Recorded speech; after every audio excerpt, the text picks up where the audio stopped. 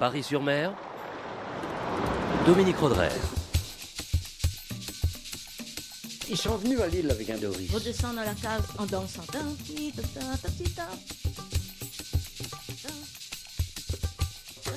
On a chanté et après il s'est mis à pleuvoir. Il n'est pas très bon de passer pour un rêveur. Bonjour, l'esclavage à l'école, comment l'enseigner aux élèves depuis que la loi Taubira en a fait la prescription?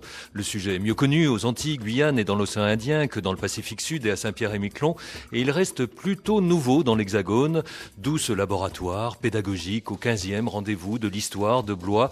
Un professeur de seconde professionnelle dans l'Aisne a présenté à ses collègues son cycle d'une dizaine d'heures sur une plantation à Saint-Domingue au XVIIIe siècle. Olivier Grippe a planché devant Frédéric Réjean, universitaire, spécialiste de la question et par ailleurs membre du comité pour la mémoire de l'esclavage. Tous les deux sont les invités de cette émission. Un comité présidé par la réunionnaise Françoise Vergès présente à l'inauguration du mémorial de l'abolition de l'esclavage en mars dernier à Nantes. Elle estimait face à Thierry Belmont que la France n'avait toujours pas pris conscience que cette histoire était aussi la sienne. La société française ne comprend pas encore à quel point cela la concerne. La France est entrée en guerre avec l'Angleterre autour de ces questions ou avec d'autres pays. Elle a conquis des terres. Elle avait la colonie la plus riche, Saint-Domingue, devenue Haïti, qui fournissait au monde plus de la moitié du sucre consommé dans le monde. C'est comme d'avoir aujourd'hui, je sais pas moi, des puits de pétrole, quoi, si vous voulez. Donc c'est incroyable. Ça a changé sa cuisine. Le sucre passe à la pâtisserie après. Enfin, je veux dire, il faut se rendre compte à quel point la société française est saturée de cette histoire. Bonjour, Olivier Grippe et Frédéric Réjean. Bonjour. Bonjour. Alors Olivier Grippe, je rappelle que vous êtes professeur de français et d'histoire en lycée professionnel à Château-Thierry dans l'Aisne. Frédéric Réjean enseigne à la Sorbonne. L'histoire en général, tiens Olivier Grippe, est-ce que ça intéresse les élèves de lycée professionnel ? Beaucoup d'élèves, ils sont plus sensibles que ce que l'on pourrait penser. Il y a déjà l'attrait des documents. Un manuel d'histoire, c'est un voyage. Parfois, il s'évade un peu par rapport au thème directeur du cours, mais il y a toujours cette curiosité de découvrir des documents. Alors on dit que l'histoire coloniale est devenue clivante selon l'origine des élèves. Est-ce que c'est aussi le cas de l'histoire de l'esclavage ? Personnellement, ce n'est pas ce que j'ai constaté. Il y a des élèves qui sont plus sensibles que d'autres à la question de l'esclavage et de la traite négrière. Certains mettent plus de temps à comprendre pourquoi nous sommes tous concernés par ces événements graves qui se sont produits par le passé. Mais au final, la grande majorité y montre une curiosité qui permet d'avancer très correctement. Alors vous avez entendu Françoise Vergès, elle nous dit l'histoire, la société française est saturée de cette histoire. Est-ce que vous cherchez donc à la relier, vous, au présent ? Ça me paraît indispensable pour que les élèves comprennent bien quelle est l'utilité d'un cours d'histoire. Ce n'est pas simplement leur raconter ce qui s'est passé, mais c'est leur faire comprendre comment on a construit la société dans laquelle on vit aujourd'hui et comment eux-mêmes vont pouvoir prendre le relais. Et dès maintenant, c'est à l'école qu'ils font cet apprentissage de la vie en société, la vie en communauté. Frédéric Réjean, l'inauguration du mémorial de Nantes, cet atelier à Blois, est-ce que ça ne prouve pas finalement que ça bouge du côté de l'histoire de l'esclavage ? Oui, ça bouge énormément du côté de l'histoire de l'esclavage, comme on peut en témoigner déjà au niveau de la recherche. Par exemple, le prix de thèse du Comité pour la mémoire et l'histoire de l'esclavage recevait 2 thèses par an pour son prix, et déjà l'an dernier, nous avons reçu 11 thèses. Donc, et qui s'y intéresse ? Est-ce que ce sont des ultramarins ou est-ce que ce sont aussi des profs comme celui que vous avez en face de vous, Olivier Grippe, qui n'a rien à voir avec cette histoire ? Bien, si on prend l'exemple de l'an dernier, je crois qu'on devait avoir 2 thèses écrites par des ultramarins, 2 par des personnes originaires d'Afrique, et puis les 7 autres originaires de l'Hexagone. Je crois qu'on avait aussi une thèse qui avait été écrite par un étranger, non francophone. Précisément, Frédéric Réjean, ce sont les historiens qui écrivent l'histoire. Dans ce cas précis de l'histoire de l'esclavage, est-ce qu'ils risquent de l'écrire différemment selon qu'ils sont originaires des Outre-mer ou pas ? Non, je crois pas que ça ait une incidence. Je pense que ce sont plutôt les carcans scientifiques qui diffèrent, et puis selon aussi les orientations politiques, idéologiques ça de chaque forcément. personne. C'est-à-dire que selon ces options... Lorsque l'on est originaire d'outre-mer, il y a même des choses qu'on peut un peu mieux appréhender. Bon, étant originaire de Guadeloupe, vivant en Guadeloupe lorsque je rédigeais ma thèse, par exemple une plantation de canne à sucre, je vois la canne à sucre pousser, le café, il y a des choses... On peut s'imaginer comment cela pouvait se passer à cette époque-là pour un esclave qui était dans une plantation de café ou de canne à sucre. Maintenant, après, vraiment toutes les approches, il n'y a pas de clivage entre une histoire qui serait écrite par des Européens et une histoire qui serait écrite par des ultramarins. Le clivage se fait plutôt en fonction de est-ce que droite-gauche d'une certaine manière. C'est encore plus compliqué que ça. C'est est-ce que l'on fait reposer cette histoire sur des questions raciales? Est-ce qu'on la fait reposer sur des questions économiques, sur des questions sociales?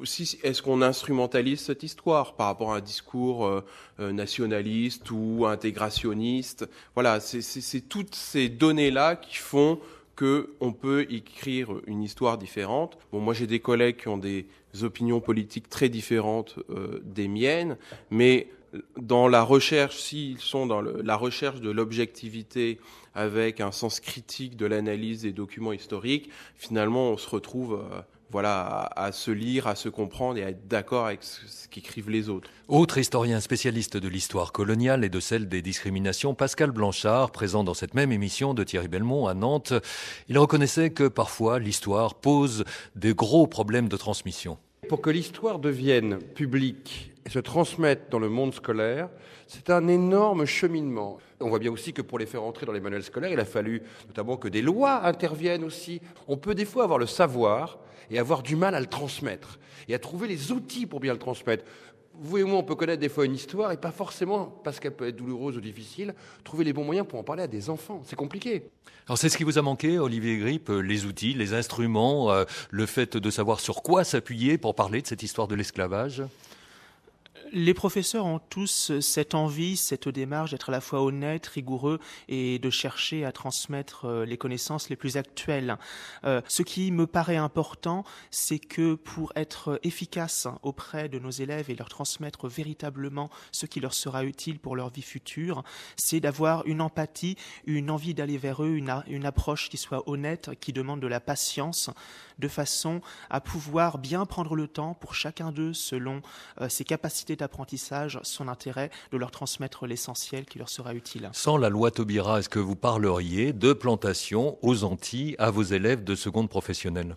C'est une question à laquelle je peux difficilement répondre. Il y a des programmes officiels qui incluent dans la nouvelle mouture qui est sortie il y a peu d'étudier... Donc avant on n'en parlait pas en gros. Une plantation aux Antilles, auparavant, en lycée professionnel, ce n'était pas abordé, ce n'était pas dans les programmes. Alors, le thème du Festival de Blois cette année, ce sont les paysans, les habitants, c'est-à-dire finalement les propriétaires des habitations, c'est-à-dire des plantations coloniales aux Antilles et ailleurs. Est-ce que ce sont des paysans comme les autres, Frédéric Régent ? Non, ce ne sont pas des paysans. Les paysans sont justement les esclaves qui sont à la fois cultivateurs de ces plantations, mais qui aussi avaient un lopin de terre, pouvaient cultiver des légumes et également élever quelques volailles, des cabris, avoir un cochon. Effectivement, là, c'est plutôt de la paysannerie. D'ailleurs, dès les lendemains de l'abolition de l'esclavage, on voit que le nombre de petits propriétaires anciens esclaves passe de 3000 à 5000 en l'espace de 2 ou 3 ans. Donc ils ne sont pas devenus paysans en 2 ou 3 ans, ils étaient déjà paysans et ils sont devenus exploitants de leur propre terre à ce moment-là. La loi Taubira a donc obligé les éditeurs de manuels scolaires à revoir leurs copies avant la rentrée 2010-2011. Julie Straboni avait joint Laurent Berton des éditions Magnard qui maniait ce nouveau programme avec précaution. La préoccupation en fait des auteurs, c'est de faire comprendre la complexité de la question, de la replacer dans son contexte historique, de bien faire comprendre qu'on est dans une révolution et des processus révolutionnaires et des processus d'émancipation. On n'est pas dans une continuité extrêmement lisse du temps historique, c'est-à-dire qu'il y a des avancées, des reculs, des annulations et des reprises de ces avancées. Ce que l'on trouve dans les manuels scolaires, Olivier Grippe, vous convient-il, vous suffit-il pour enseigner l'histoire de l'esclavage ? Non, ils sont insuffisants. Moi, personnellement, dans le cas de ma participation au rendez-vous de l'histoire, il a fallu que je me replonge dans des ouvrages universitaires qui, eux, approfondissent des documents dont on ne saisit pas forcément la cohérence par la simple consultation d'une double page de manuel, ce qui était le cas en l'occurrence pour le manuel utilisé par mes élèves. Qu'est-ce que peut faire le Comité pour la mémoire de l'esclavage, dont vous faites partie, Frédéric Régent, pour enseigner aux enseignants finalement cette histoire-là ? Alors, le comité, malheureusement, n'a qu'un rôle de conseil, donc il préconise les choses. Alors, parmi les choses que l'on peut préconiser, c'est, premièrement, dans la formation initiale des enseignants, que dans les questions qui sont au concours apparaissent l'esclavage, la colonisation, la traite négrière, à travers cette formation. Le deuxième élément, après, c'est la formation continue des professeurs. Et là, il faut bien avouer que c'est pas seulement le problème de l'esclavage, c'est le problème de l'ensemble de la formation qui a été sacrifiée, qui est devenue vraiment très faible. C'est la formation initiale et continue des enseignants qui peut leur permettre d'avancer. Alors sur la question des manuels scolaires, je crois qu'un ancien ministre disait que finalement les manuels scolaires sont plus faits pour les enseignants que pour les élèves, en disant que une partie de la documentation de l'enseignant qui va pas lire toutes les thèses, tous les ouvrages universitaires sur les parce que il ne doit pas enseigner seulement l'esclavage, il doit enseigner l'histoire de la préhistoire à nos jours, sans compter la géographie et l'éducation civique. Mais les manuels scolaires sont très importants parce que sont quand même un marqueur. Et il y a toujours un délai entre la loi Taubira 2001, les programmes scolaires, et puis leur transposition dans les manuels scolaires. Paris-sur-Mer, Dominique Rodrère. Nous nous trouvons à Blois avec un professeur d'histoire en lycée professionnel, Olivier Grippe, et un universitaire à la Sorbonne, Frédéric Régent, à propos d'un atelier sur une plantation aux Antilles au XVIIIe siècle pour des élèves de seconde professionnelle.